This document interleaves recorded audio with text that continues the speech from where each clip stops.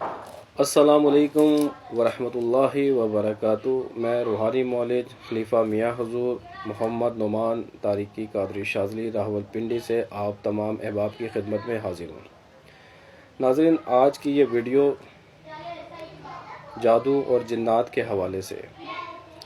جادو کیسے کیا جاتا ہے، اس کی کیا علامات ہے اور کن کن چیزوں کے ذریعے ہوتا ہے۔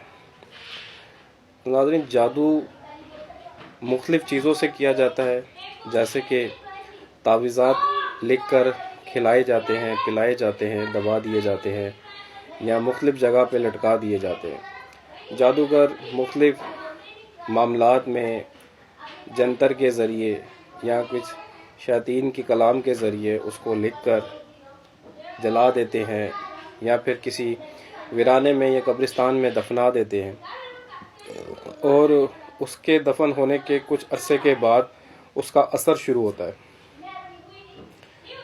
اثر ایک دم سے ظاہر نہیں ہوتا، اس کی علامات انسان کے اوپر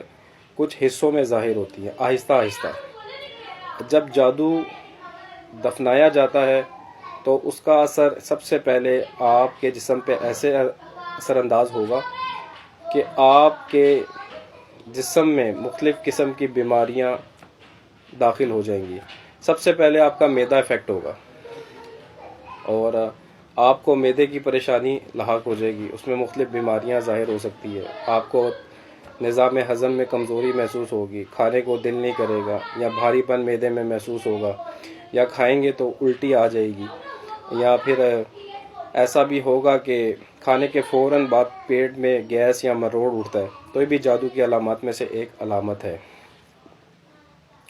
اور دوسری بات یہ ہے کہ جب جادو انسان پر اثر اندازی شروع کرتا ہے تو وہ جو نیک اعمال ہوتے ہیں اس کی طرف سے بے رغبتی شروع ہو جاتی ہے،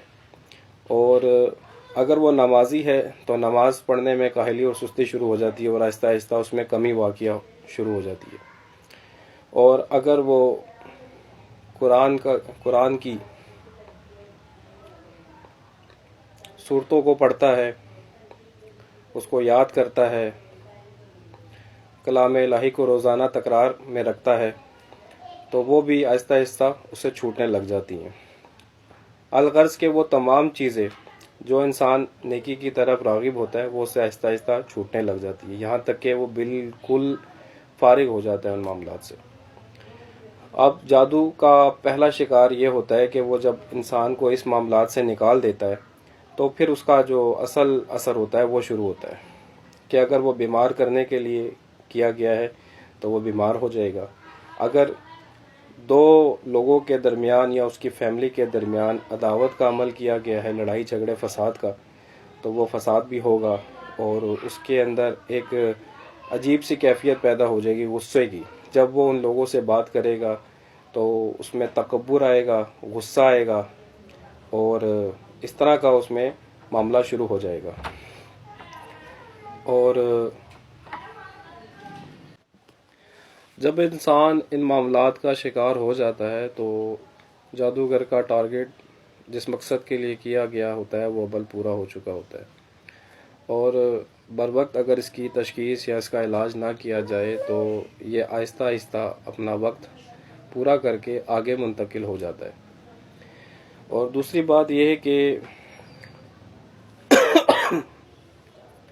جادوگر لوگ جو ہوتے ہیں یہ جب منتروں کے ذریعے کام کرتے ہیں تو اس میں شیاطین یا جنات کو مسلط کیا جاتا ہے، اور اس کی علامت یہ ہوتی ہے کہ انسان رات کو سوتے سوتے چونکنا شروع ہو جاتا ہے، اس کو ڈر خوف محسوس ہونا شروع ہو جاتا ہے، اکیلے رہنے سے وہ ڈرنے لگ جاتا ہے، اور دوسری بات یہ ہے کہ اس کو ایسا محسوس ہوتا ہے کہ جیسا اس کے ساتھ کوئی ہے۔ یہ علامات شروع میں ظاہر ہوتی ہے، اور پھر آہستہ آہستہ جب اس چیز کا اس کی باڈی کے اندر افیکٹ شروع ہوتا ہے، جب وہ اپنے اندر منتقل ہوتی ہے، شیطان یا جنات یا ہمزاد یا کوئی بھی ارواح خبیثہ میں سے جادوگر جو مسلط کرتے ہیں،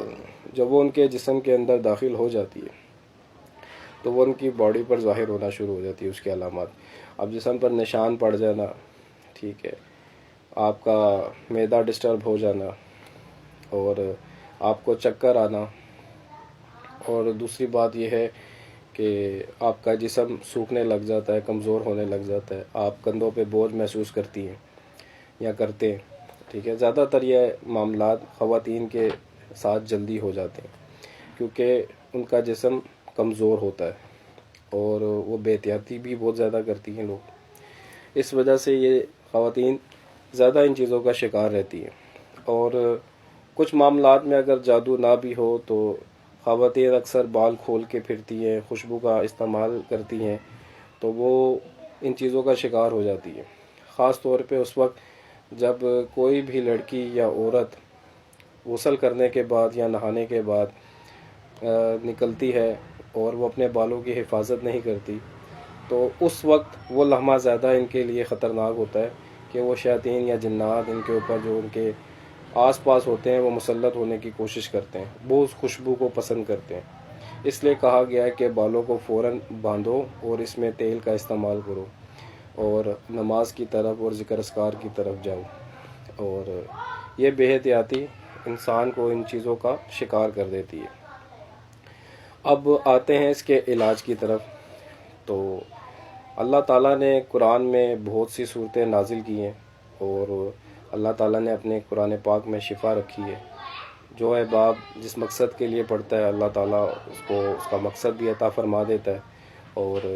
جادو جنات اور شیاطین کا اس میں مکمل علاج موجود ہے۔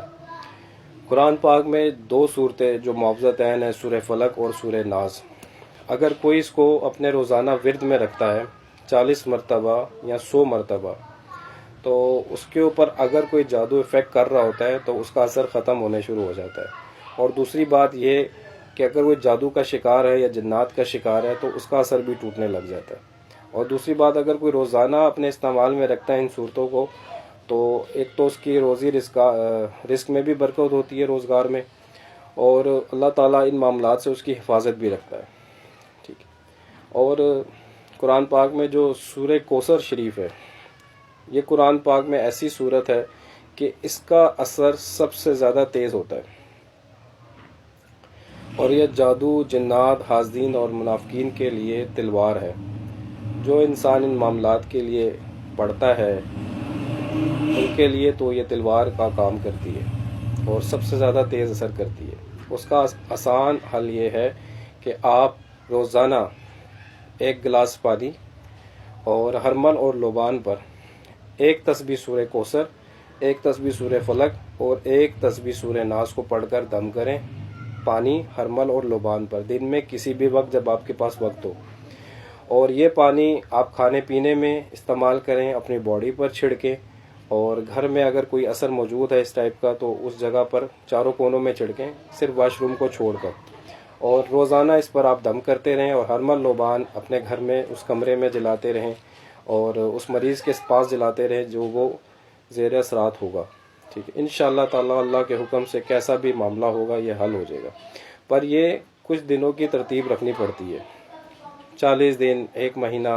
2 مہینہ یا 3 مہینہ مستقل استعمال سے اس کے تمام بد اثرات ختم ہو جاتے ہیں، اور جادو اکثر جو جادوگر ہوتا ہے اس کے اوپر پلٹ بھی جاتا ہے۔ تو میری طرف سے اس عمل کی تمام احباب کو اجازت ہے جو یہ ویڈیو دیکھ رہے ہیں، اور اس کو صدقہ جاریہ کے طور پر شیئر بھی کیجئے، ہو سکتا ہے اللہ تعالیٰ کسی کے سبب کسی کی رہنمائی ہو جائے اور اللہ تعالیٰ اس بھلائی کے سبب اس کا بھی معاملہ آسان فرما دے اور اس کو بھی اس معاملے سے نجات عطا فرما دے۔ تو دعاؤں میں آپ تمام احباب یاد رکھیے گا، انشاءاللہ اگلی ویڈیو کے ساتھ پھر حاضر ہوں گے۔ تمام احباب کو میرا سلام ہے، السلام علیکم۔